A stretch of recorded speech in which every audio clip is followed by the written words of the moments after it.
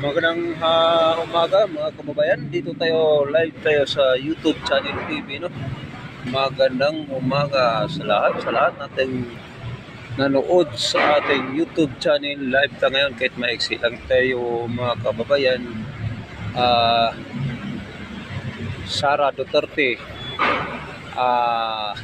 medyo malungkot dahil sa pangyayari kagabi. Si Duterte ay isang hinuhuli talaga ng ano tawag na yun, IC, no? IC ka ba tawag ito, yung ang nagpapahuling mga kababayan sa si Bongbong Marcos, no? So wala na talaga ang bayan natin mga kababayan, no. Medyo balik na sa kaguluhan dahil tayo po ay hindi masaya, no, dahil si Duterte pang Pangulo ay siya ay nagiging tinatawag natin na kahit anong oras tayo maglalakad ay tayo po ay nagiging safe, no? Safety ang ating buhay kung saan tayo nagpupunta, no? So mga kababayan, ang masasabi ko at papunta na tayo sa Liwasang Bonifacio, no?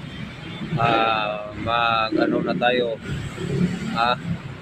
doon na tayo magtipon-tipon o magsama-sama na tayo sa ating mga hinain na mga galit, no, o ating kababain si Bongbong Marcos, kasi wala talaga yan sa hulog mga kababayan, no. So magandang araw, magandang umaga sa lahat nating mga nanonood, no. Mag-comment lang kayo, magre-react sa ating YouTube channel.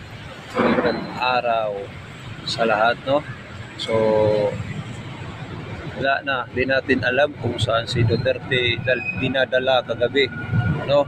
Ang natin dito ay dinadala sa sa ibang bansa na naman, no. Sa